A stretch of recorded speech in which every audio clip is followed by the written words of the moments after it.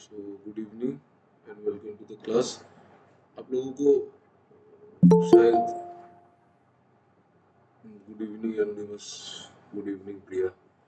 आप लोगों को स्क्रीन तो नहीं दिख रहा है, शायद मेरा शक्ल ही दिख रहा होगा। Just 1 minute.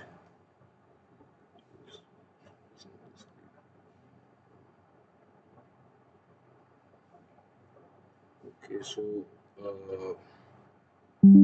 Just let me go to that page. अच्छा, उस दिन वाला जो डीआई है उसको हम लोग आज सॉल्व नहीं करेंगे क्योंकि वो तो सॉल्व कर दिया था टी का वैल्यू तक। उसके बाद आप लोग एक बार ट्राई करना, और मैं आज के क्लास में डीआई सॉल्व ही नहीं करेंगे, ठीक है। Will only solve other things. Arithmetic पे फोकस करेंगे, एरिथमेटिक का क्वेश्चंस करेंगे। और डीआई जो है, और कल और परसों जो क्लास होगा फ्राइडे सैटरडे, कल हम लोग मेंसुरेशन करेंगे। Will complete mensuration in 2 days, then after that उसके बाद हम लोग धीरे धीरे we will again start this mains का class, because I think मतलब अर्लीस्ट भी अगर होता है तो मेंस तो अगस्त में तो नहीं होगा ना, सितंबर में होगा। So we will still have a lot of time, ठीक है। चलो let's start the class. Please respond जहाँ पे क्वेश्चन आपको पता है, यू प्लीज रेस्पॉन्ड। आपको आपको स्क्रीन विजिबल हो रहा है? Can you see the screen? Ashish, Priyanka, Snehshree, Prakash, Priya, anonymous, yes you can see the screen. Okay see, तो आज का जस्ट मैं चेक कर लेता हूँ मैंने रिकॉर्डिंग ऑन किया कि नहीं। ओके सो आज का जो मोटिवेशनल कोट है वो ये है कि he who conquers himself is the mightiest warrior. मतलब हम लोगों को अपने ऊपर देखना चाहिए, ना कि दूसरों को कॉन्कर दूसरों को कॉन्कर नहीं करना है। ओके, दूसरों को प्रेशर दे के, दूसरों का मतलब दूसरे लोग क्या कर रहे हैं ये सब नहीं सोच के, you think about yourself and you try to build on what is the problem in you. ठीक है, जो खुद में प्रॉब्लम है उस पे काम कीजिए। अ, अगर हम लोग इसको प्रिपरेशन के साथ इफ वी ड्रॉ पैरेलल, इसका मतलब ये है कि आपको जो चीज में प्रॉब्लम होता है आप उसमें काम कीजिए, ना कि आप दूसरे लोगों को देख के उसमें काम कीजिए। It will not be of any help for you. Okay so this is ये कॉन्फ्यूशियस ने बोला था। आप लोगों ने कॉन्फ्यूशियस का नाम सुना है कभी? Good evening. इस इंसान का नाम सुना है? कॉन्फ्यूशियस का स्पेलिंग गलत दिख रहा है। नहीं सुना? कॉन्फ्यूशियस एक ग्रीक ग्रीक माइथोलॉजी के बहुत बड़ा राइटर है वो।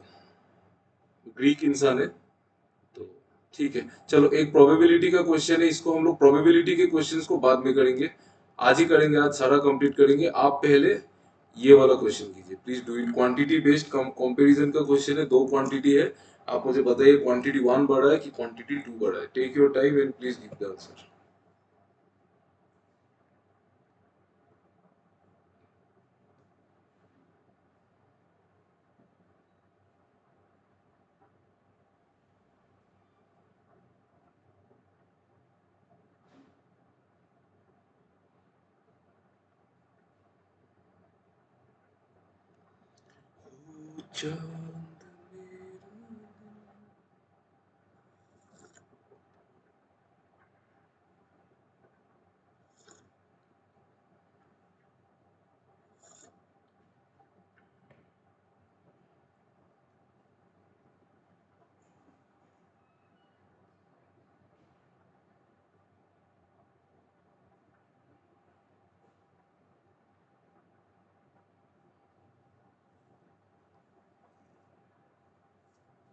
सर, चाय पी रहे हैं या बॉर्नविटा? नहीं नहीं, चाय चाय। बॉर्नविटा भी इस उम्र में कौन बॉर्नविटा? अब अभी भी बॉर्नविटा पीते हो क्या? दूध दूध दूध और बॉर्नविटा।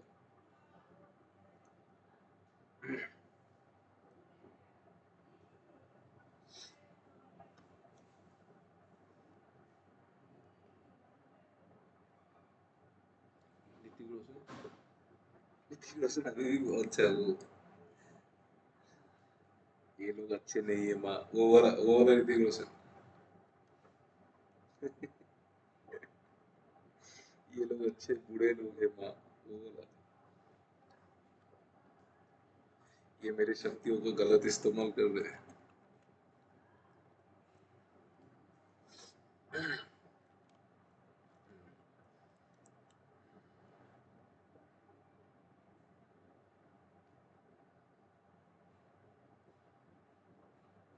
करो, बनाओ, इसको बनाओ, जल्दी बनाओ।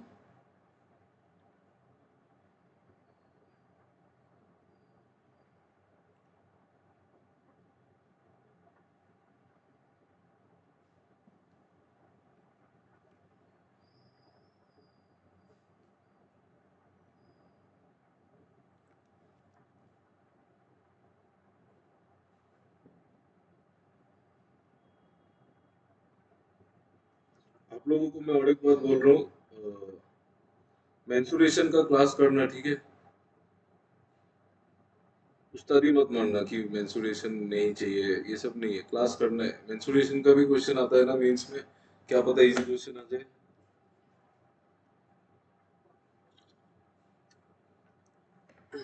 इजी टॉपिक है, उसको नेग्लेक्ट मत करो, इजी है, बहुत इजी है।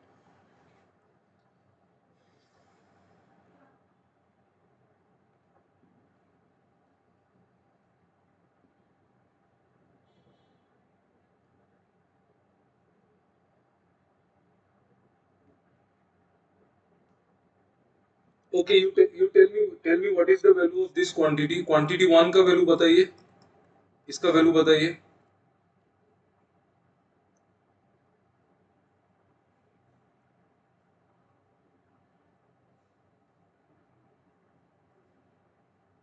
780, 1800। क्यों ऐसे हो आप लोग? सेम आंसर क्यों नहीं आता है? देखो, A shopkeeper earns a profit of 28% and 40% on selling A and B. तो ए और बी दो आइटम है, हर एक हर एक आइटम का सीपी होगा, एमपी होगा, एसपी होगा। 1800 होगा, हर एक आइटम का सीपी होगा, एमपी होगा, एसपी होगा।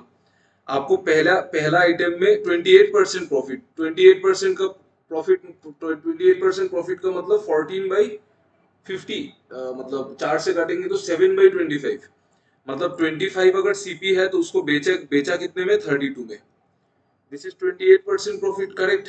समझ में आता है ना? अभी तो आप लोगों को शायद ये सब करने करके दिखाने का जरूरत नहीं है ना, कि ये 7/25 है, जो ये तो आपको समझ में आ जाता है कि 28% मतलब 7/25। ओके, चलो, तो 25 का सामान 32 में बिका है। और ए में क्या बोला कि 20% डिस्काउंट भी दिया था। ए में 20% डिस्काउंट भी दिया था। 20% डिस्काउंट मतलब पांच का सामान को चार में बेचा है, पांच का सामान को चार में बेचा है। तो चार यहाँ पे 32 है ना, तो चार मतलब 32, तो 4 into 8 32, तो 5 into 8 40, मतलब ये 40 और ये 32, तो एमपी है 40। ठीक है, ठीक, ये हो गया। नेक्स्ट देखो, आपको बोला है कि प्रॉफिट उसमें दूसरे वाले सामान में 40% का, 40% का प्रॉफिट मतलब पांच का सामान को साथ में बेचा है, पांच का सामान को साथ में बेचा है। हम्म, पांच का सामान को साथ में बेचा है, और 30% का डिस्काउंट भी दिया है। 30% का डिस्काउंट मतलब ये तो डायरेक्ट समझ में आता है ना, 10:7। इसमें किसी को डाउट है क्या? देखो तो इस इतने इतने से इसमें क्या बोलते हैं इसको, मतलब इतने यहाँ तक जो हुआ है, इसमें किसी को डाउट है? देखो तो ये कैसे आया? नहीं है ना इसमें डाउट?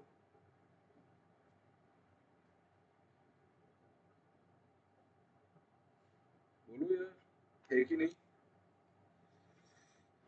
माइक ऑन करके बोल दो तो। नहीं है ना? MP no. ठीक है, ओके, देखो, उसके बाद देखो ए और बी का मार्कअप किया है, मार्क 450 एंड 600, मतलब मार्कअप इसका 450 है, ए का मार्कअप है 450, मतलब ये जो 15 यूनिट ऊपर उठा के बेचा है ना, 15 यूनिट जो ऊपर उठा के बेचा है, उसका वैल्यू 600 है। एक बार क्या समझो अरमान, अरमान ये सब मत बोलो, अभी मुझे चक्कर आ जाएगा आप अगर ये समझाने को बोल रहे हो। इसमें क्या समझाना है? कि आप बोलो तो क्या समझ में नहीं आया?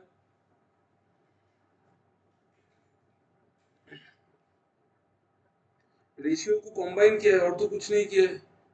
एमपी ये 10 कैसे आया, ये बोल रहे हो आप? ये वाला 10, देखो, इसमें दूसरे वाले सामान में 30% का डिस्काउंट है ना, तो 30% का डिस्काउंट मतलब 10 का सामान साथ में बेचा है। 10 समझ में आया ना? 3/10 का डिस्काउंट है। ठीक है, तो ये 10 है, ठीक है। স্যার अभी देखो, মার্ক রুপিস যেটা দেওয়া আছে ওটা তো মানে যেরকম 450 দেওয়া আছে তো 40 যেটা দেওয়া আছে ওটারই ভ্যালু হবে না? না না না, above their cost price, were marked 450 above their cost price, মানে এই 15 ইউনিটস উপরে উঠিয়েছে না, তো এইটার ভ্যালু হচ্ছে 450। समझ में आया? Mark above there cost price मतलब कॉस्ट प्राइस से कितना ऊपर मार्क किया है ना। ओके, तो 15 আচ্ছা यूनिट्स গ্যাপটার अगर ভ্যালু দিয়েছে না? है কি बोल रहे গ্যাপটার ভ্যালু হবে, हैं? কস্ট মানে প্রাইস আর মার্ক প্রাইস রেশিওটার যে গ্যাপ আছে ওটার হ্যাঁ, ভ্যালুটা গ্যাপ, হবে। হ্যাঁ, বুঝেছি। এটা মার্কআপ হচ্ছে, মার্কআপ। ठीक है, ये मार्क प्राइस नहीं है, मार्कअप है। मार्क प्राइस और मार्कअप में डिफरेंस है ना, सो 1 यूनिट इज 30। अभी 1 यूनिट 30 ठीक है, मुझे अभी कुछ नहीं करना है, छोड़ो अभी, बस याद रखो कि इसमें 1 यूनिट का वैल्यू 30 है। आपको बोला है कि दूसरा वाला सामान को 600 उठाया है, मतलब कितना उठाया है, 5 यूनिट। तो ये 5 यूनिट का वैल्यू 600 है, 5 यूनिट अगर 600 है तो एक यूनिट कितना होगा, 120 होगा। 120, तो मतलब इधर 120 है और उधर कितना है, 30। तो इसका आपको क्या पूछा है, सेलिंग प्राइस दोनों का चाहिए, तो इसका सेलिंग प्राइस कितना होगा, 32 × 30, और इसका सेलिंग प्राइस होगा 7 इंटू एक यूनिट 120, तो ये होगा 840। 1800 आएगा आंसर, हाँ ये होगा 840, और ये होगा 960। 840 और 960 मिलके 1800 होता है, तो इसका जो टोटल सेलिंग प्राइस है वो 1800 आएगा, ठीक है। तो this is your quantity one. Clear है ना ये चीज, ये इसमें किसी को डाउट है तो बोलो, जल्दी बोलो, बस जल्दी बोलो, टाइम वेस्ट मत करो, नेक्स्ट वाला भी करना है। नहीं है ना डाउट, नहीं है ना, ठीक है, क्लियर है ना। चलो अभी आप लोग मुझे बताओ क्वांटिटी टू का वैल्यू कितना है।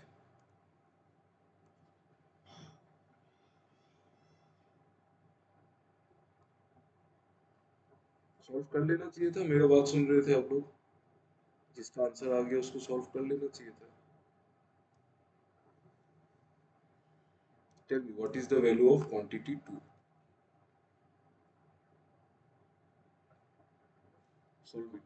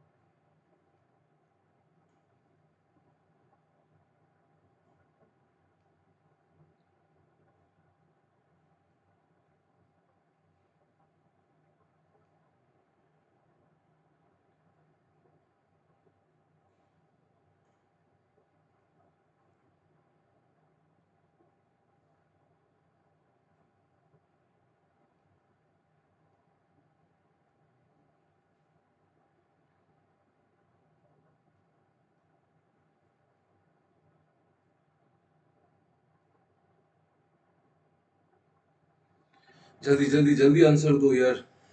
ए प्लस बी प्लस सी का एफिशिएंसी निकालो, A plus B plus C का निकालो ना।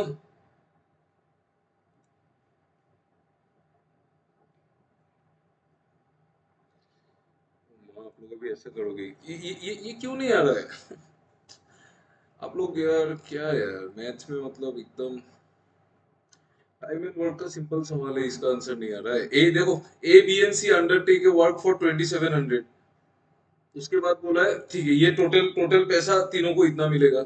ए इज 50% मोर एफिशिएंट देन सी, ये बोला है, ठीक है इसको छोड़ दो अभी। आपको बोला है B and C together to complete the work is 20/3, मतलब बी एंड सी को मिलके लगता है 20/3 डेज, और एक कौन है, और कौन है, ए एंड बी को मिलके लगता है 60/11 डेज। ए एंड बी को मिलके लगता है 60/11 डेज। आप मुझे बताओ इन दोनों नंबर का एलसीएम क्या लूं मैं, what should I take the LCM as work, जल्दी बताओ जल्दी बताओ। 60, करेक्ट 60 लेंगे, 60 लेंगे, ठीक है। 60 अगर लेंगे तो एफिशिएंसी बाहर आएगा, एफिशिएंसी निकल के आएगा 60 डिवाइडेड बाय 20/3 9 होगा, और 60 डिवाइडेड बाय 60/11 11 होगा। तो ये क्या है, ये बी प्लस सी का एफिशिएंसी है, ये ए प्लस बी का एफिशिएंसी है, करेक्ट करेक्ट। तो आपको और एक चीज बोला है कि ए का जो एफिशिएंसी है वो 50% ज्यादा है सी से, ए इज 50% मोर एफिशिएंट देन सी, ये बोला है। मतलब ए जो है ना, ए और सी का एफिशिएंसी का रेशियो गिवन है 3:2, ए 50% ज्यादा है, मतलब 3:2 है, ठीक है। अभी देखो तो क्या कर सकते हैं, देखो कुछ नहीं करना है, दोनों को ऐड कर दो। 9 + 11 कितना होता है, 20, और यहाँ पे क्या आएगा, ए प्लस 2b प्लस सी, ए प्लस 2b प्लस सी, ये आएगा। ये करूँ, नहीं नहीं नहीं, ये मत करो, ये मत करो, माइनस कर दो, माइनस कर दो, इन दोनों को माइनस कर दो। 11 - 9 कितना होता है, 2, इज इक्वल टू क्या होगा, ए माइनस सी होगा, ए माइनस सी। देखो ए माइनस सी का एफिशिएंसी का डिफरेंस है 2, बट यहाँ पे कितना है, 1 यूनिट। मतलब 1 यूनिट का वैल्यू 2 है तो 3 यूनिट का वैल्यू कितना है, 6। और 2 यूनिट का वैल्यू कितना है, 4। इसका मतलब ए का एफिशिएंसी 6 है और सी का एफिशिएंसी 4 है। और ए प्लस बी 11 है तो बी कितना होगा, 5। आया समझ में? Tell me, did you understand the entire thing? देखो तो, यस आया ना?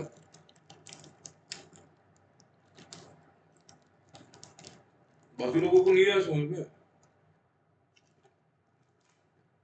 हम्म? Easy है ना?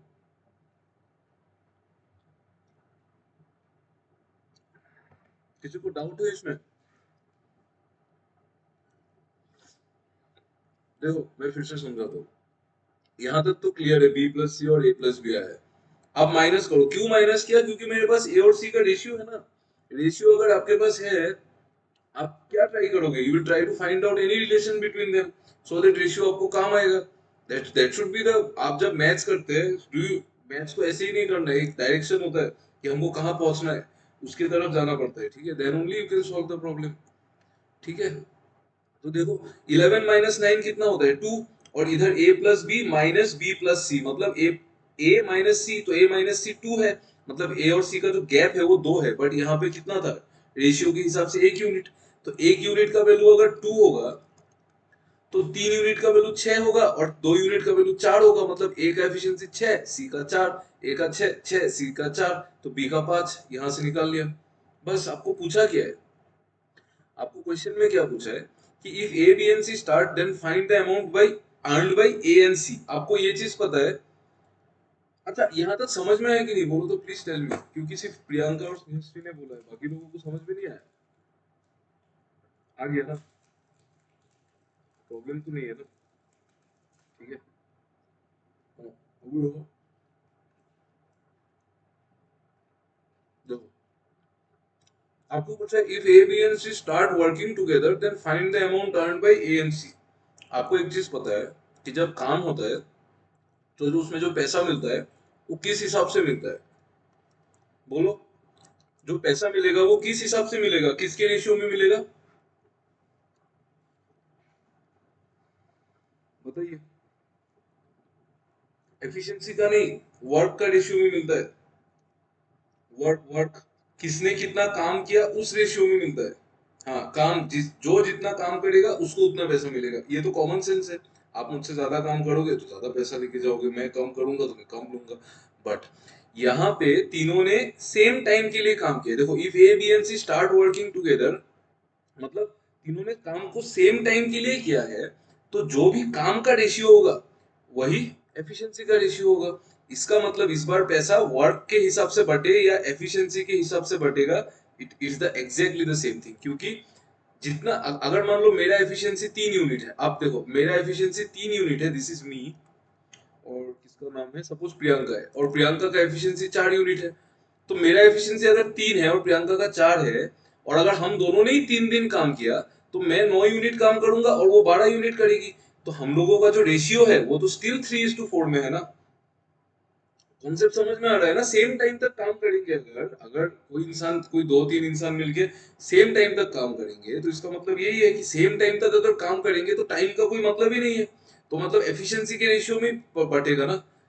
ठीक है, ये सब कॉन्सेप्ट्स को ना थोड़ा सा समझने को ट्राई करो, otherwise you will face problem, पता है, एग्जाम में। And you please revise quant, आप लोग रिवाइज करो, अभी बहुत टाइम हो गया। मतलब तो वेज तो एफिशिएंसी का रेशियो देखो 6, 5 और 4, 6, 5 और 4, 6, 5 और 4, ठीक है? तो आपको पूछा है ए और सी को इकट्ठा कितना मिल रहा है, इकट्ठा कितना मिलेगा, 6 और 4 10 यूनिट। 10 यूनिट कितने में 10, 6, 4, 10, 15, 15 में 10 मिलेगा। और टोटल कितना है, 2700। 2700, 2700 का 10 बाई 15 कितना होता है, बताओ? Tell me what will be the answer here?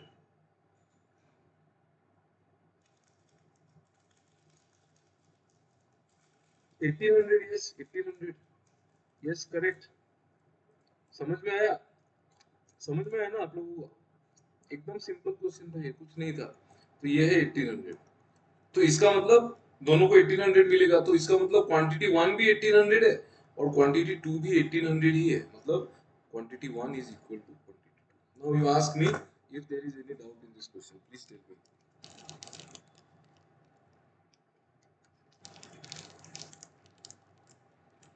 Clear है ना?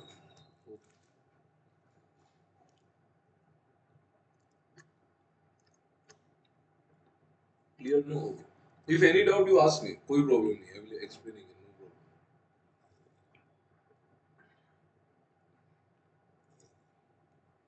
क्लियर है ना?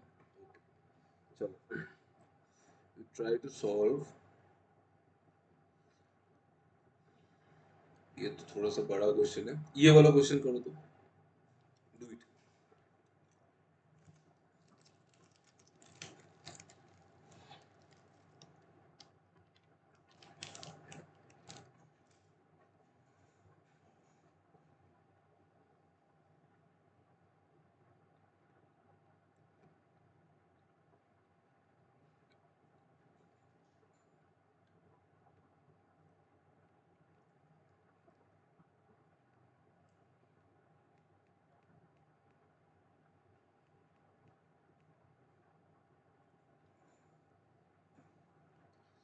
तीन स्कीम है, आपको बताना है कौन सा स्कीम बेस्ट है कस्टमर के लिए। आंसर करो। वो तीन ऑप्शन है, A B C D.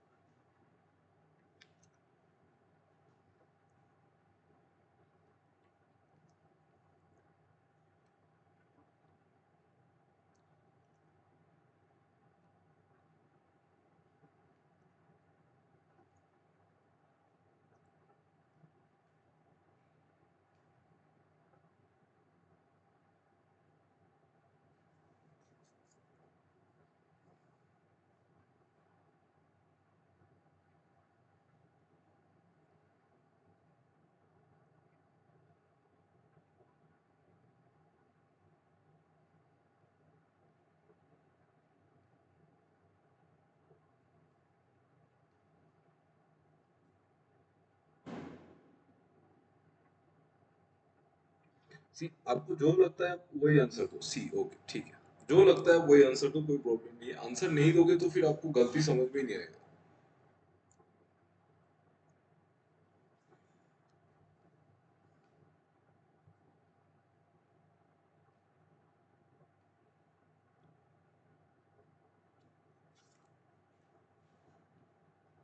B, okay, ठीक है, जो सही लगता है वही आंसर दो, नो प्रॉब्लम।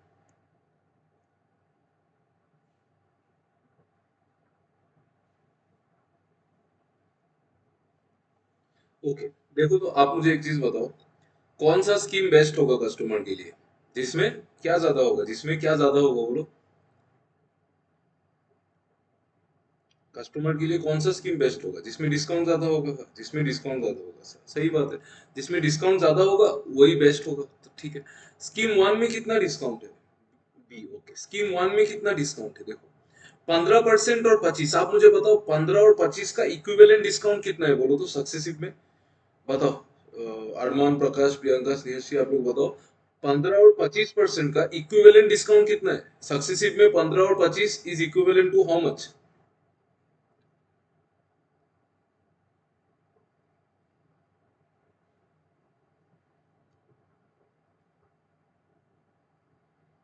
अरे सोल्व किया तो बताओ। 15 और 25 में 36.25, हाँ हो सकता है, हाँ हो सकता है, 36.25 हो सकता है, ठीक है। देखो 15% का डिस्काउंट मतलब 3/20 का डिस्काउंट, 3/20 मतलब 20 का सामान को आपने पहले क्या किया, 3 घटा दिया तो 17 में बेच दिया। फिर ऊपर से 25% का फिर डिस्काउंट है, 25% का डिस्काउंट मतलब 1/4 का डिस्काउंट, ठीक है, 1/4 का डिस्काउंट मतलब 1/4, सॉरी 1/4 मतलब 4 का सामान को आपने 3 में बेचा है, मतलब ओवरऑल आपने 80 का सामान को 51 में बेचा है, 80 का सामान को 51 में बेचा है। तो क्या कर सकते हैं इसमें, 6/5 से मल्टीप्लाई कर दो। नहीं नहीं नहीं, सॉरी 6/5 से कैसे मल्टीप्लाई कर दो, 1/4, 5/4 से मल्टीप्लाई कर दो, 5/4 से मल्टीप्लाई कर दो, इधर भी 5/4 से कर दो। 80 इंटू 5/4 कितना आएगा पता है? 100। और ये कितना आएगा? 51 इंटू 5/4 करो आप, 51 ये हो जाएगा कितना? सी 12.75, 12.75 इंटू 5 कितना होगा? 12.75 इंटू 5 कितना होगा? 60, और 0.75 इंटू 5 हो जाएगा 12। एक सेकेंड रुको, 12.75 भी होगा ना? हाँ, और इंटू 5 60, और 0.75 इंटू 5 होगा 3.75, तो 63.75 मतलब ओवरऑल। हाँ, 63.75 ओवरऑल। आपने 100 का सामान को 63.75 में बेचा, तो आपने डिस्काउंट कितना दिया? 36.25%। समझ में आया ये चीज? ये तो पता है ना आप लोगों को, 36.25। करेक्ट। इसको आप सक्सेसिव के फॉर्मूला से भी कर सकते हैं, डायरेक्ट फॉर्मूला से करो। 15 और 25 मतलब -15, -25 प्लस -15 इंटू -25/100, इससे भी कर सकते हैं। तो -35, और माइनस माइनस प्लस, तो प्लस कितना होगा? ये 4, और 4/15 मतलब 4 बाई, क्या कर रहा हूँ मैं कैलकुलेशन यहाँ पे, 4 तो 3.75। तो ये क्या हो गया ये?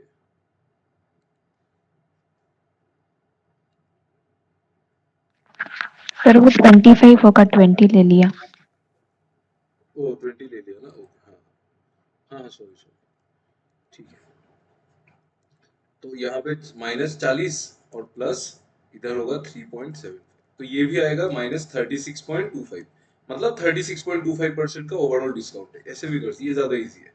ठीक है, चलो, तो ऐसे कर लिया। तो स्कीम 1 में डिस्काउंट पता चल गया। स्कीम 2 में कितना डिस्काउंट है? स्कीम 2 में बोल रहे हैं कि आप अगर आप 5 खरीदोगे तो हम आपको 8 देंगे, 8। आप खरीदो 5, हम देंगे 8। मतलब आप पैसा दो 5 का, आप बाई 5 गेट 3, मतलब आप पैसा दो 5 का, बट हम आपको कितना सामान देंगे? हम आपको सामान देंगे 8 का। ठीक है, तो 8 का सामान 5 में बिका है, तो डिस्काउंट कितना है? 3/8। 3/8 मतलब 37.5%। तो सेकेंड स्कीम तो पहला स्कीम से बेटर है, ये तो पता है, क्योंकि इसमें डिस्काउंट ज्यादा है। थर्ड में कितना डिस्काउंट है देखो, आपको बोला है बाई 4 गेट 6, मतलब आपको 6 मिलेगा। आपको 6 मिलेगा 4 के दाम में, मतलब आपको पैसा 4 का ही देना है। मतलब आपको एसपी जो है ना, वो 4 का ही पैसा देना है, पर आपको 6 देंगे। हम आपको 6 देंगे, मतलब हम अपने बुक से 6 सामान दे देंगे आपको, बट आपसे 4 का ही पैसा लेंगे। तो 6/4 में डिस्काउंट कितना है? 6/4 में डिस्काउंट कितना है? 2/6। 2/6 मतलब 1/3, तो मतलब 1/3 मतलब 33.33%। तो बेस्ट स्कीम कौन सा है जिसमें डिस्काउंट 37.5 है? So b is the right answer. सही आंसर दिया था, बी होगा। बाई 4 गेट 6 फ्री नहीं है, बाई 4 गेट 6 है। समझ में आया? बाई 4 गेट 6 फ्री नहीं है, वो बाई 4 गेट 6 है। हाँ, बाई 4 गेट 6 फ्री और बाई 4 गेट 6 में डिफरेंस है। बाई 4 गेट 6 फ्री में तो आपको 10 सामान मिलता, बट आपको यहाँ पे 6 ही मिलेगा। समझ में आया? जैसे बाई 5 गेट 3 फ्री में आपको 8 सामान मिल रहा है ना, 3 फ्री मिल रहा है ना। यहाँ पे आपको फ्री, ये बाई 2 गेट 6 का यही मतलब है कि बाई 4, इसका मतलब है बाई 4 गेट 2 फ्री, इसका ये मतलब है। ठीक है, बाई 4 गेट 6 का मतलब ही ये है कि buy 4 get 2 free, same meaning है वो, बस इट्स कॉल्ड फ्रेमिंग। ठीक है, ऐसे करके इसको चेंज करते हैं। तो स्कीम 2 में सबसे ज्यादा डिस्काउंट है, तो स्कीम 2 ही बेस्ट है कस्टमर के लिए। ठीक है, चलो चलो, उसके आगे बढ़ते हैं, अगला क्वेश्चन देखते हैं। ये वाला क्वेश्चन करो।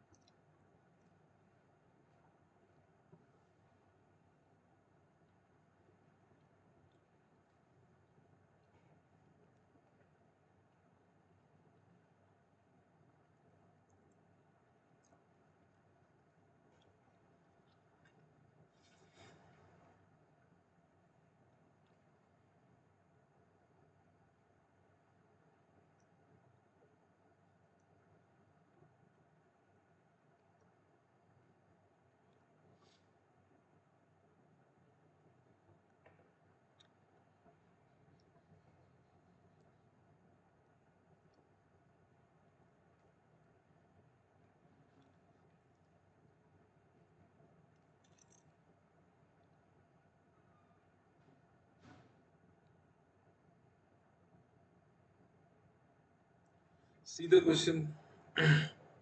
आप लोगों में से कितने लोगों ने इसको ऐसे किया, आप मुझे बोलना। तो देखो मेरे ब्रेन में तो दो सॉल्यूशन आ रहा है इसका।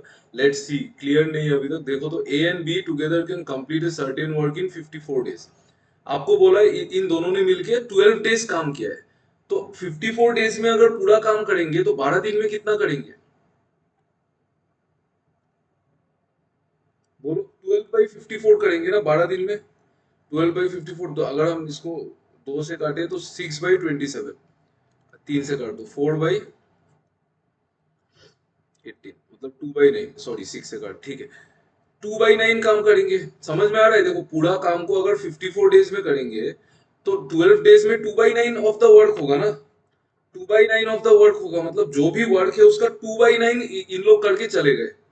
समझ में आ रहा है? देखो अगर 54 डेज में पूरा काम होगा तो 12 दिन में 12/54 काम ही होगा, ऑब्वियसली 12 दिन में उतना ही होगा।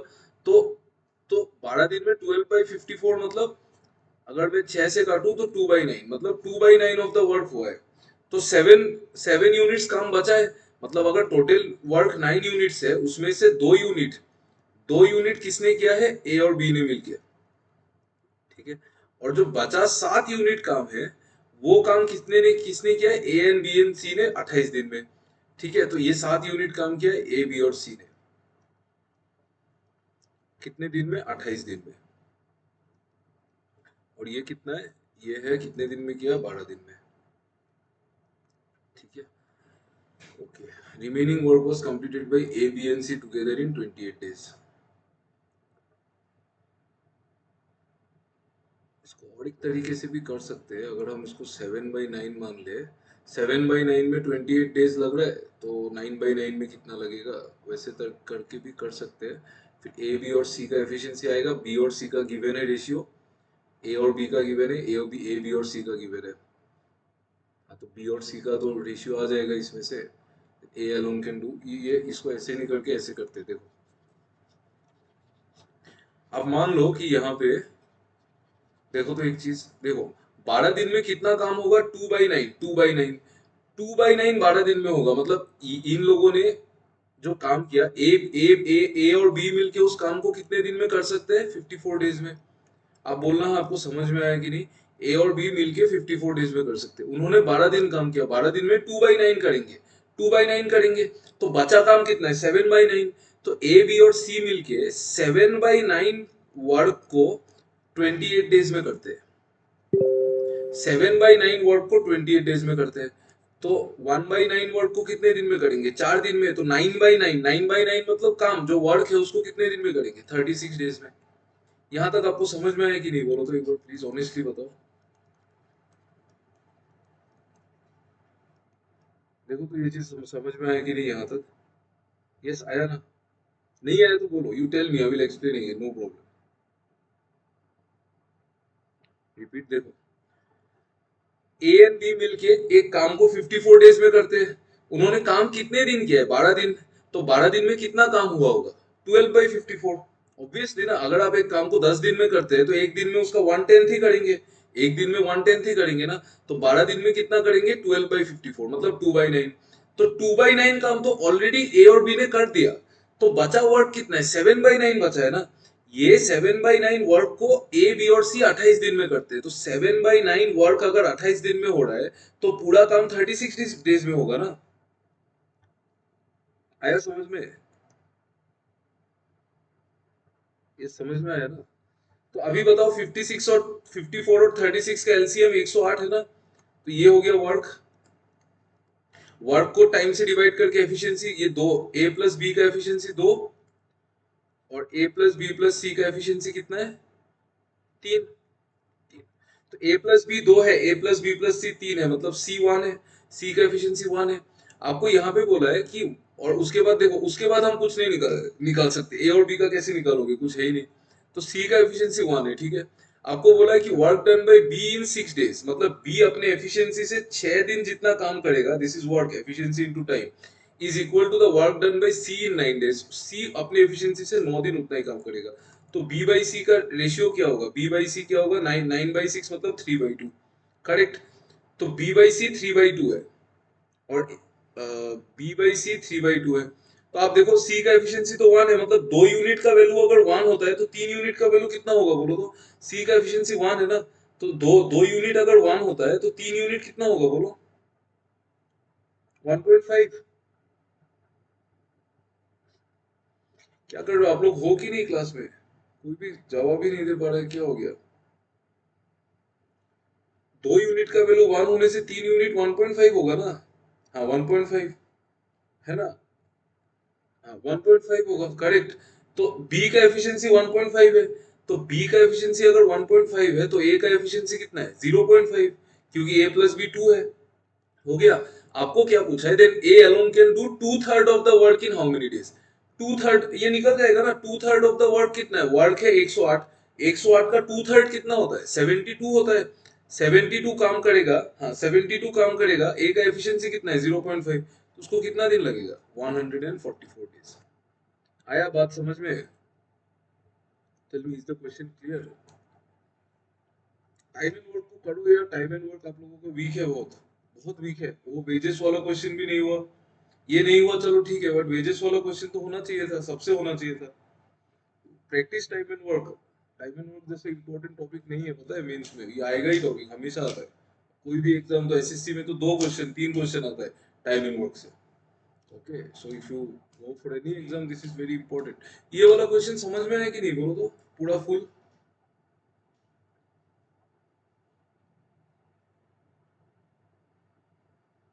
Tell me please. यस, आया ना?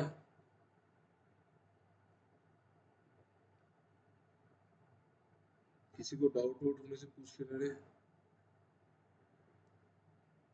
यस, आया ना? मैं इसका सॉल्यूशन रब कर दूं क्या? कैन आई रब the solution? Can I rub it? Okay ठीक है, मैं रब कर देता हूँ। देखो, इस क्वेश्चन को ना और एक तरीके से कर सकते हैं। कैसे करेंगे पता है? मैं इसको पूरा निकाल देता हूँ।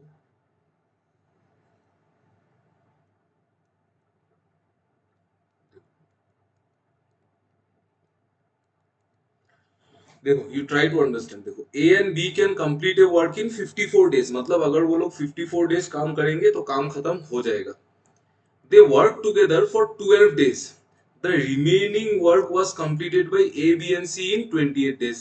हम अभी रेशियो लगाएंगे रिमेनिंग वर्क पे। रिमेनिंग जो बचा काम है, आप मुझे एक चीज बताओ तो, ए और बी अगर एक काम को 54 डेज में कर सकते हैं और उन्होंने 12 दिन काम किया, तो रिमेनिंग वर्क को ए और बी कितने दिन में कर सकते हैं बताओ? जो बचा हुआ काम है उसको ए और बी कितने दिन में करेंगे?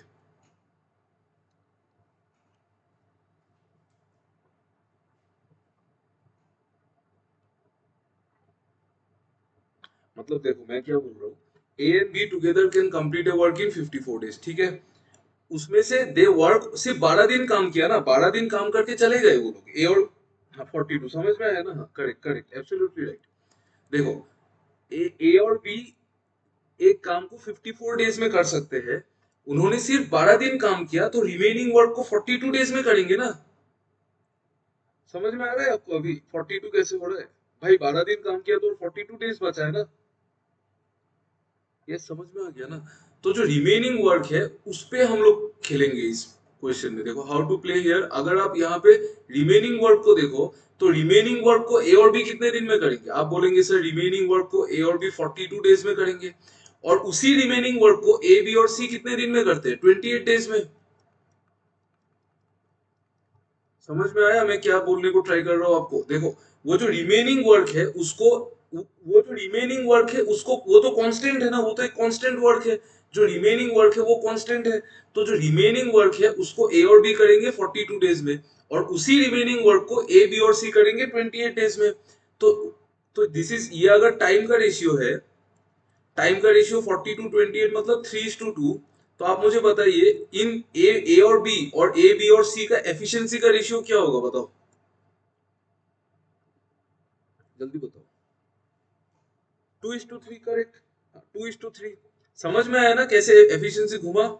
कैसे घुमा वो समझ में आया ना? क्योंकि वो लास्ट वाला जो रिमेनिंग वर्क है वो तो कांस्टेंट है ना, वो वर्क तो कांस्टेंट है, और उसी वर्क को ए और बी करते हैं 42 डेज में, और उसी वर्क को ए बी और सी करते हैं 28 डेज में। तो उसी वर्क मतलब दैट वर्क इज कांस्टेंट, तो अगर दैट वर्क इज कांस्टेंट तो जो टाइम का रेशियो होगा उसको उल्टा होगा एफिशिएंसी का रेशियो, करेक्ट।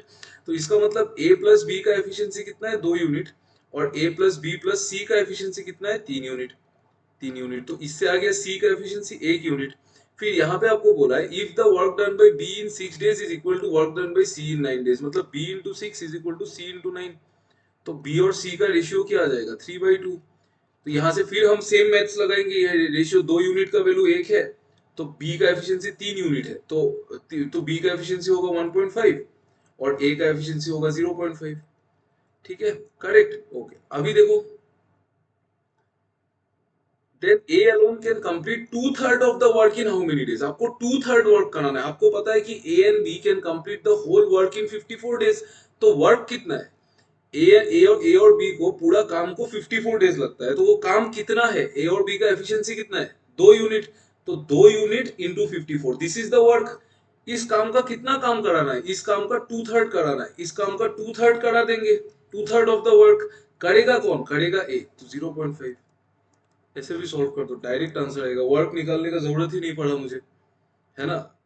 समझ में आया, we don't have to find the work, आप सिर्फ एफिशिएंसी को घुमाओ, एक रिलेशन गिवन है, उससे उससे कनेक्ट करके आप वर्क बनाओ, फिर उससे आप डिवाइड कर दो रेशियो को, तब तो इजीली आ रहा है ना। तो यहाँ पे देखो 0.5, जो भी काटो आप कट जाएगा, जैसे भी काटो, ये 18 बार काट दो, इसको 4 बार काट दो, तो आंसर है 18 इंटू 8 विच इज 144। ये वाला मेथड कितने लोगों को समझ में आया, मुझे ऑनेस्टली बताओ तो, टेल मी प्लीज। ये ज्यादा अच्छा है, ये क्लियर है ना, ओके,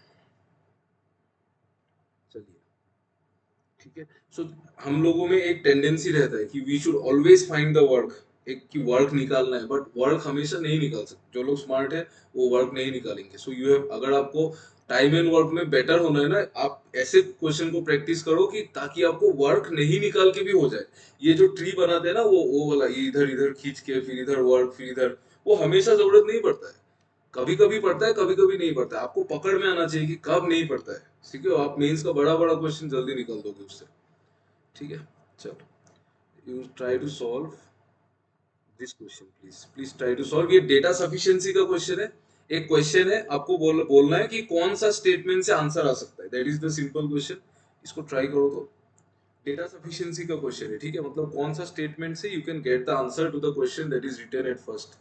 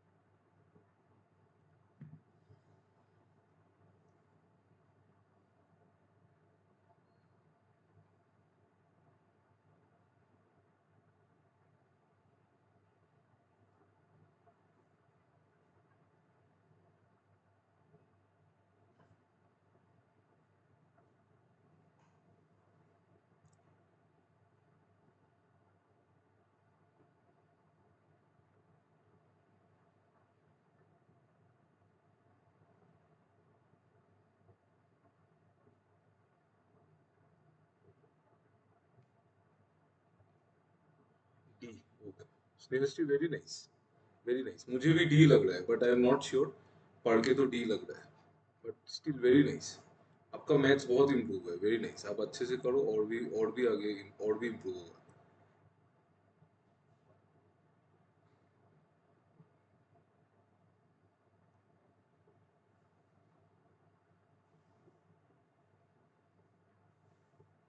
टेल मी, मैं श्योर नहीं हूँ, आप लोग यू टेल आंसर्स, आपको तो कुछ मिला ही होगा ना, इसमें तो उतना कुछ नहीं है पढ़ के जो लग रहा है। टेल द आंसर्स, आप लोगों को, बाकी लोगों को क्या क्या मिला है answer, A B C D E, 5 option है ना, कुछ तो मिला होगा।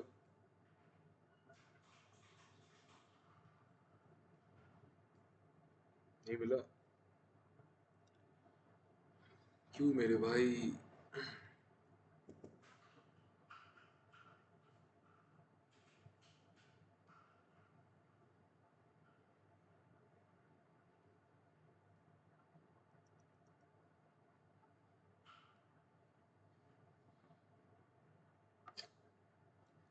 देखो, what will be the compound interest earned on an amount of 24,000 in 10 years? आप मुझे एक चीज बताओ, डी ओके, आप मुझे एक चीज बताओ कि जो क्वेश्चन है इसमें इनडायरेक्टली क्या क्या पूछा है, मतलब क्या क्या निकालना है, बोलो तो।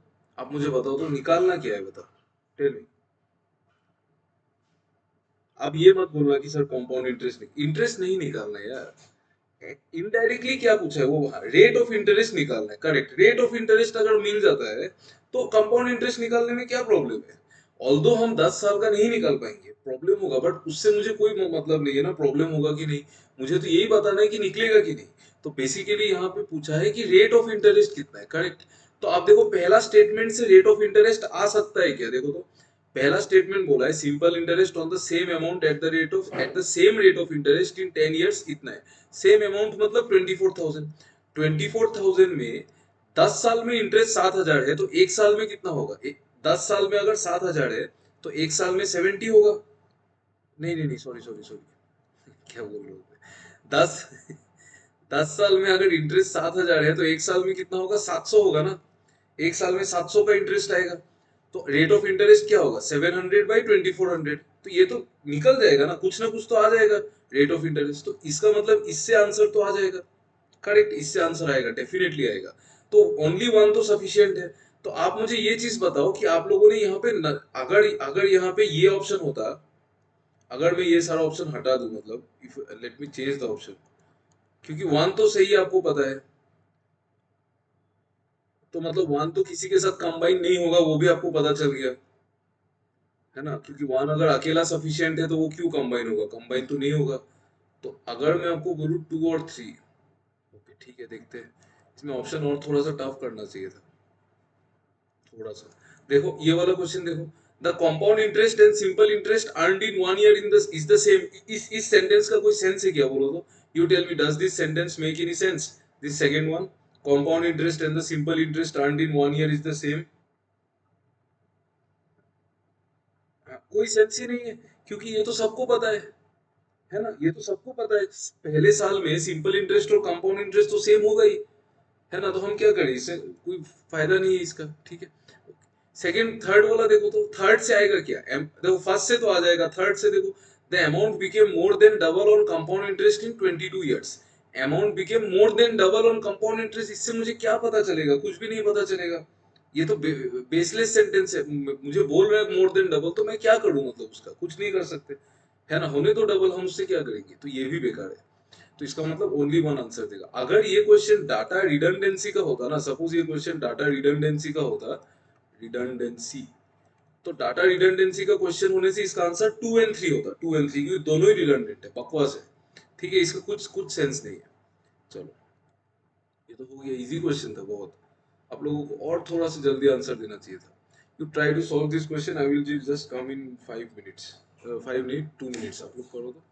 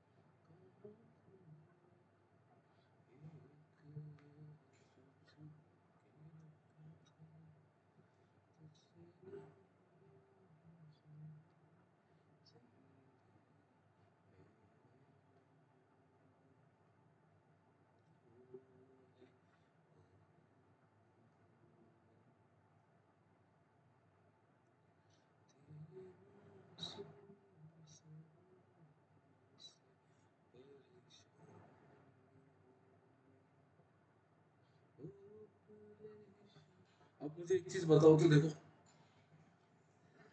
देखो ये कोई सीक्वेंस है 4 7 10। आप मुझे एक चीज बताओ, ये जो टर्म है, जो 3020 वाला जो टर्म है, लास्ट टर्म, वो ऑड होगा कि इवन होगा, बताओ तो।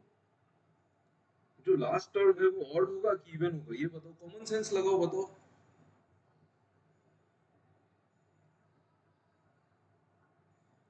ये जो टर्म है ना, ये जो बोला है ना अप टू 3020 टर्म्स, ये तो कोई लास्ट टर्म है ना, ये वाला टर्म ऑड होगा कि इवन होगा, वो बताओ। ऑड होगा। किसी को लगता है ये इवन होगा? एनीवन?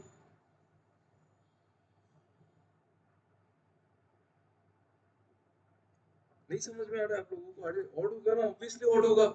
अरे भाई, ये सीरीज देखो, इस सीरीज को देखो तो आप अच्छे से देखो, 10 13 16 19 dot dot dot dot dot, और ये होगा 3020th टर्म, करेक्ट। तो यहाँ पे पैटर्न देखो ना, फर्स्ट टर्म इवन है, सेकंड टर्म ऑड है, थर्ड टर्म इवन है, फोर्थ टर्म ऑड है, फिफ्थ टर्म इवन है, सिक्स्थ टर्म ऑड है। तो मतलब इवन नंबर वाला टर्म ऑड है, तो ये भी तो इवन नंबर है ना 3020, तो ये टर्म भी ऑड होगा ना। Is it clear? ये समझ में आया आपको कि ये टर्म क्यों ऑड होगा? समझ में आया आपको? देखो तो ये टर्म क्यों ऑड होगा, ये समझ में आया? क्लियर है? ओके। आप अभी मुझे कोई ये चीज बताओ कि सर ये जो सीक्वेंस है, इसमें क्या, इसमें कितना ऑड टर्म्स है, ये बताओ, क्योंकि मैं आपको पूरा खोल के समझाना चाहता हूँ। अभी भी मतलब मैथ्स में बहुत गैप है, ठीक है, मैं आपको ऑनेस्टली बोल रहा हूँ, there are many gaps in maths. बहुत सारा गैप है, बहुत है, मतलब वाइड गैप्स। तो उसको फिल करना है, इसीलिए मैं आपको हर एक चीज थोड़ा डिटेल में बताता हूँ। यू टेल मी कि यहाँ पे जो जितना भी टर्म है ना, यू टेल मी कि इसमें ऑड टर्म्स कितना है, बताओ। 1510, करेक्ट। इसमें जितना ऑड टर्म है उतना ही इवन टर्म है। कैसे पता चला प्रियंका? आप बताइए कैसे पता चला?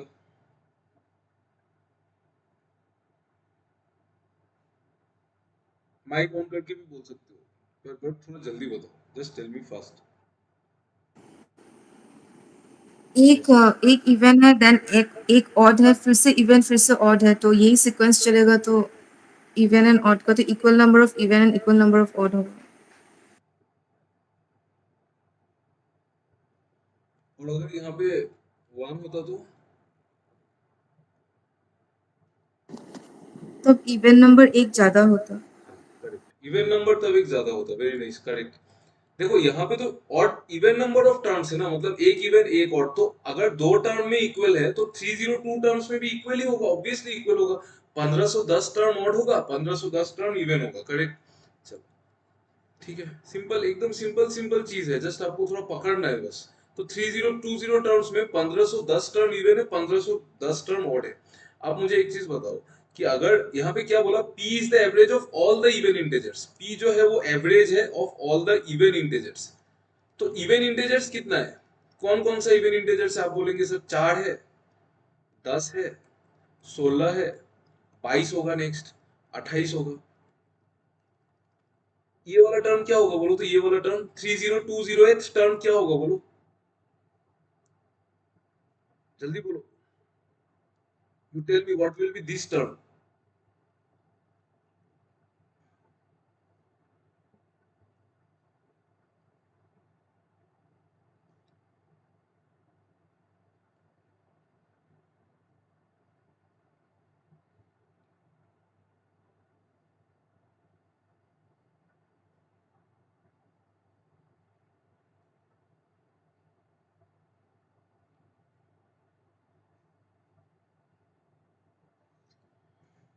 नहीं समझ में आ रहा है भाई ये? अच्छा आपको ये समझ में आ रहा है, देखो तो आपको ये समझ में आ रहा है, देखो तो ये जो सीरीज है, ये जो पी है, ये जो सीरीज है इवन इंटीजर्स का, ये तो एक एपी है।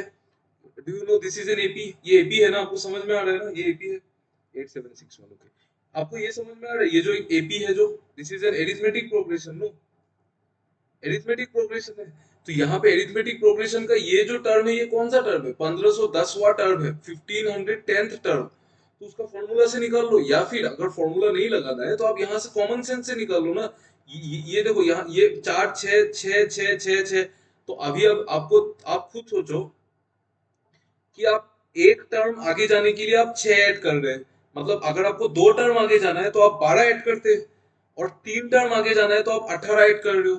तो आपको जाना कितना टर्म आगे जाना है? एक टर्म, 2 टर्म, 3 टर्म, 4 टर्म, ऐसे करके कितना और कितना टर्म आगे जाना है? आप बोलेंगे 1509 टर्म आगे जाना है, 1509 टर्म आगे जाना है। मतलब 1509, एक टर्म में 6 हो रहा है, 2 टर्म में 12 हो रहा है, मतलब 1509 इंटू 6।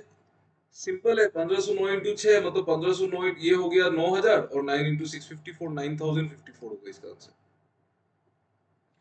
प्रियंका यार 8761 कैसे होगा? ये तो इवन सीरीज है, इसमें और टर्म कैसे आ जाएगा? समझ में आया? ये इवन सीरीज है ना, इसमें और टर्म कहाँ से आ जाएगा? क्लियर है कि नहीं? हाँ, समझ में आ रहा है आप लोगों को या फिर नहीं आ रहा है? देखो देखो मैं आपको समझाता हूँ, देखो अगर ये 4 है, ये 10 है, ये 16 है, ये 22 है। अगर ये 22 में आपको नहीं देता, सपोज मैं यहाँ पे गैप छोड़ देता, तो आप कैसे निकालते? आप बोलते सर एक टर्म आगे गए तो हमने 6 ऐड किया, अगर हम 2 टर्म आगे जाते तो हम 12 ऐड करते, तो 3 टर्म आगे जाओगे तो आप 18 ऐड करोगे। मतलब 18 मतलब क्या है? 3 इंटू 6 ना, 3 इंटू 6। यहाँ पे आपको आगे कितना टर्म आगे जाना है? एक टर्म आगे।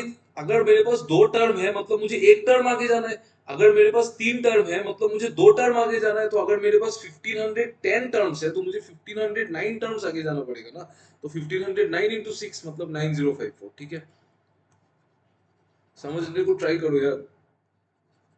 If you don't understand counting average all this, no, तब क्वेश्चन पेपर अगर आएगा यू विल फेस ट्रबल।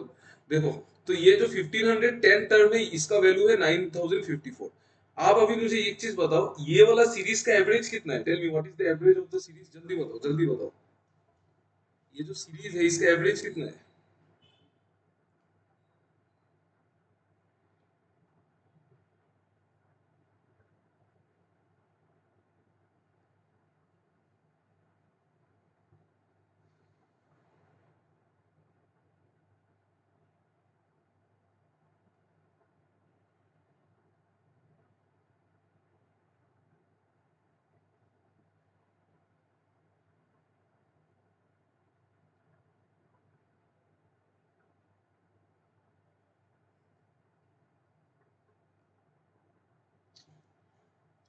ये एक एपी है, ये एरिथमेटिक प्रोग्रेशन है।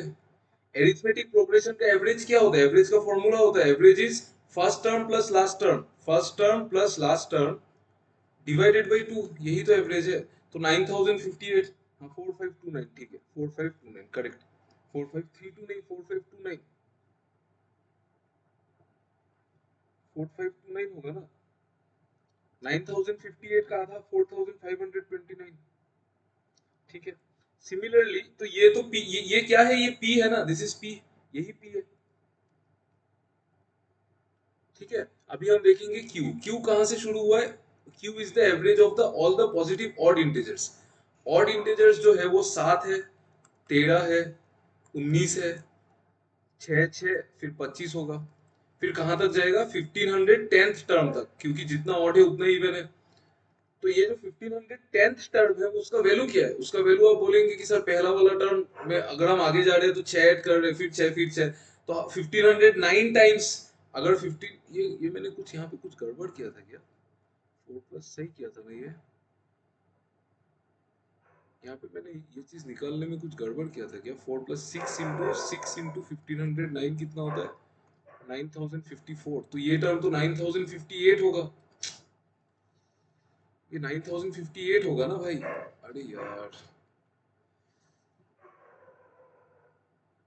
समझ में आया, ये 9058 होगा ना। हम आगे एक स्टेप आगे जाने में 6 ऐड किया, 2 स्टेप में 12, तो हमको कितना स्टेप जाना है? 1509 स्टेप जाना है, मतलब इंटू 6। तो मतलब हमको ऐड कितना करना है? 9054। ये तो हमको 4 में ऐड करना है, 4 में 9054 ऐड करेंगे तो ये 9058 निकालेगा ना। तो अभी जो एवरेज होगा वो 4 प्लस 9058 डिवाइडेड बाई 2 होगा, तो 9062 डिवाइडेड बाई 2 होगा, मतलब 4531 होगा। This is the value of P. ठीक है, चलो आगे देखते हैं। ये देखो ये वाला, यहाँ पे साथ में एक स्टेप आगे जाने से 6, 2 स्टेप में 12, 3 स्टेप में 18, तो हमको कितना स्टेप जाना है? 1509 स्टेप जाना है, तो 1509 इंटू 6 ऐड होगा, मतलब 9054 ऐड होगा, किसमें? साथ में। तो ये टर्म होगा 9061। आप मुझे बताओ ये वाला सीरीज का एवरेज कितना है? ये वाला एपी का एवरेज बताओ, ये क्यू का वैल्यू बताओ, जल्दी बताओ, जल्दी जल्दी फटाफट।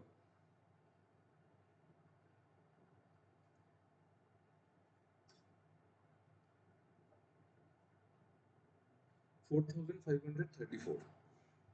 क्या बोल रहे हो यार? श्योर है क्या? हाँ सही है, सही है, सॉरी सॉरी सॉरी, सही है, सही है, सही है। ठीक है, तो और पी का वैल्यू कितना था? 4531, करेक्ट। पी का वैल्यू है 4531, तो इन दोनों का गैप कितना है? 3। ये आपका आंसर। ठीक है, एनीवन आपको ऐसा लगता है इस क्वेश्चन को हम लोग और शॉर्ट कर सकते थे?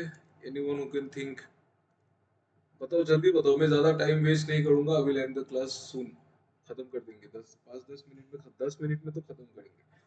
किसी को कुछ दूसरा मेथड लग रहा है इसका जल्दी हो सकता है? ओके, ठीक है, I will ask you some questions, आप मुझे एक चीज रिप्लाई करना, ठीक है? देखो ये जो p है, ये तो इवन इंटीजर्स का सीरीज है। अभी इस सीरीज का एवरेज आया है 4531। अगर सपोज मुझे एवरेज निकालना ही नहीं आता है, मुझे नहीं आता है एवरेज निकालना, you don't know how to find average, but आपको एक तो चीज समझ में आता है ना कि जो एपी का जो एवरेज वाला टर्म है। अच्छा आप मुझे एक चीज, एक सेकंड ना, एक सेकंड, फाइंड द 3000 1510 ठीक है, तो इवन इंटीजर्स का है, ठीक है, और वो ऑड इंटीजर्स का है, ठीक है। अच्छा अभी देखो तो 1510 कुछ प्रॉब्लम हो रहा है।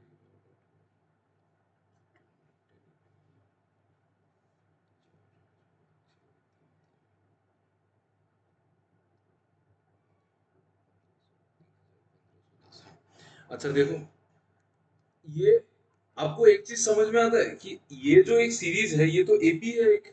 आपको तो ये चीज पता है ना कि कोई भी एपी का जो एवरेज होगा वो तो हमेशा बीच में ही होगा, कि नहीं बोलो तो? एपी का आप कोई भी एपी उठा लो, उसका जो एवरेज टर्म होगा वो तो बीच वाला टर्म होगा, कि नहीं बोलो तो?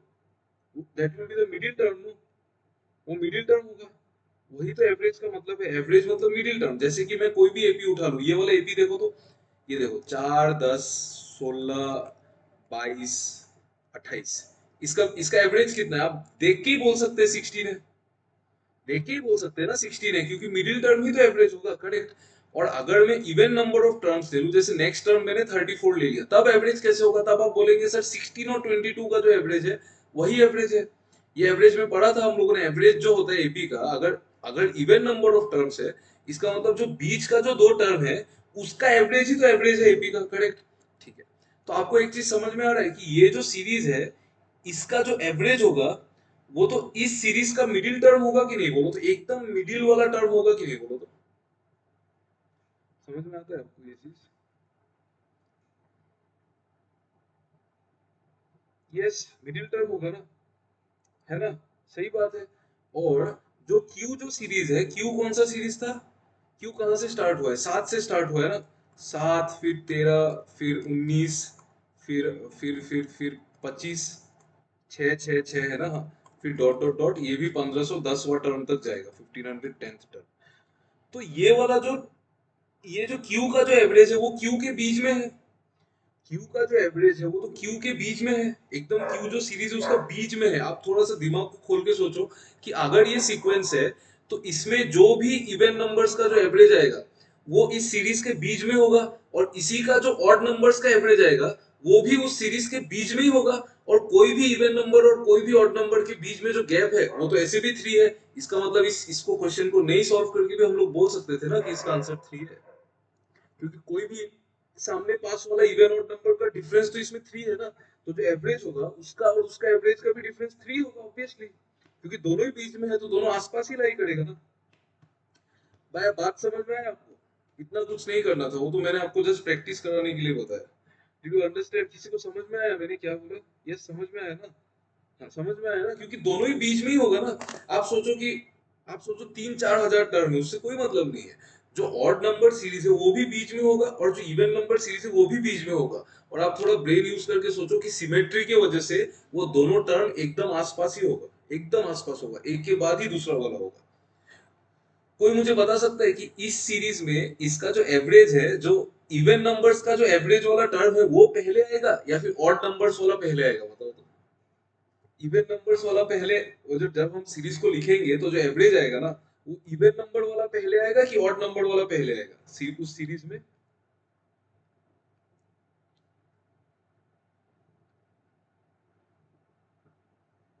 नहीं समझ में आया।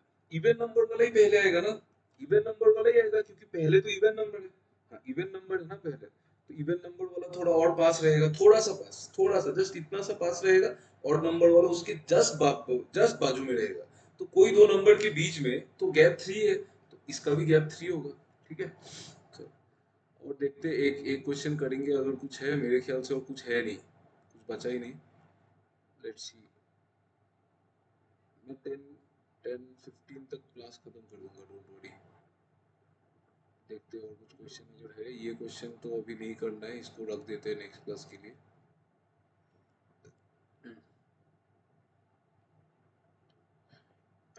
ये वाला क्वेश्चन करो तो, please do it.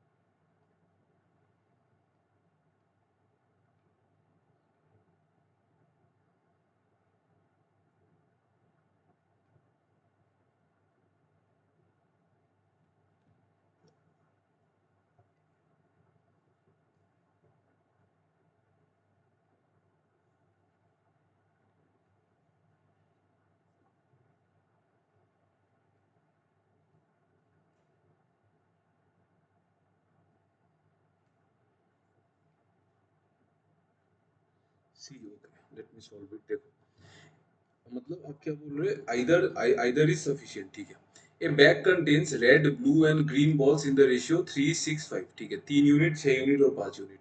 Find the total number of balls in the bag, ठीक है। स्टेटमेंट 1 बोल रहा है टोटल नंबर ऑफ बॉल्स, मतलब अगर हम कोई भी निकाल दे तो वो आ जाएगा। तो two balls are randomly drawn from the bag and the probability that one is blue and the other is green.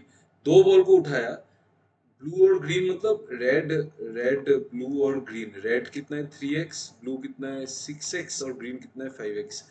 तो आपको बोला है कि दो बॉल उठाना है, probability that one is blue, एक ब्लू होना चाहिए, मतलब 6x, 6x C1 multiplied by, और एक होना चाहिए ग्रीन, ग्रीन कितना है 5x, तो 5x C1 divided by total balls कितना है 18 मतलब sorry 9 14, 14x C2, this is the, इसका वैल्यू गिवन है कितना 24/77।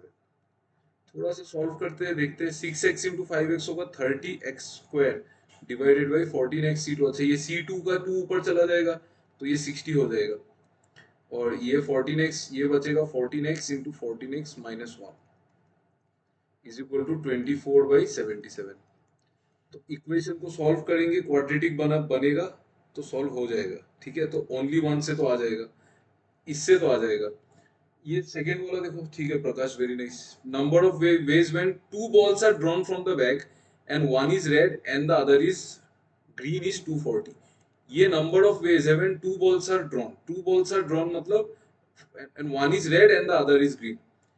तो आप कितना बॉल है आपके पास, कितना बॉल है आपके पास, आप बोलेंगे कि कितना बॉल है 14 बॉल से उसमें से दो बॉल उठाना है।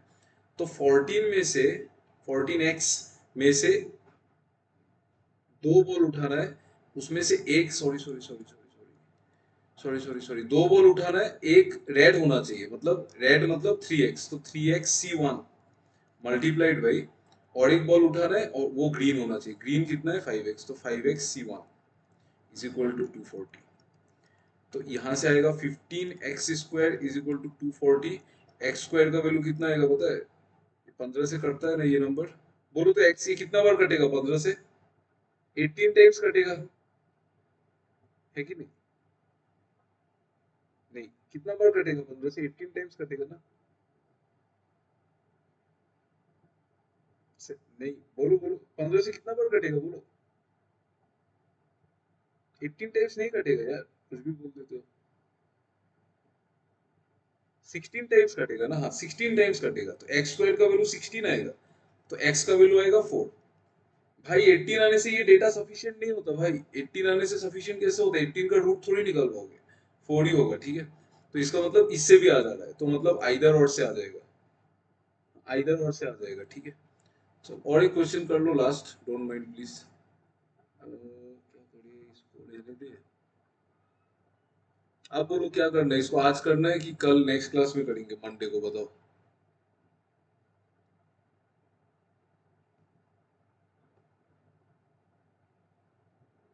कल करेंगे, कल तो नहीं होगा नेक्स्ट क्लास, ओके कल नहीं होगा क्लास, कल तो मेंसुरेशन पढ़ना है। चलो नेक्स्ट क्लास में करेंगे, नेक्स्ट क्लास में इसको सॉल्व करेंगे। चलो ठीक है, thanks for attending the class. आप लोग थोड़ा सा मैथ्स को प्रैक्टिस करो यार, आज मैं बहुत डिसअपॉइंट हो गया, बहुत वीक हो रहा है, थोड़ा पढ़ो तब शायद थोड़ा सा और अच्छा हो। चलो थैंक यू, बाय बाय।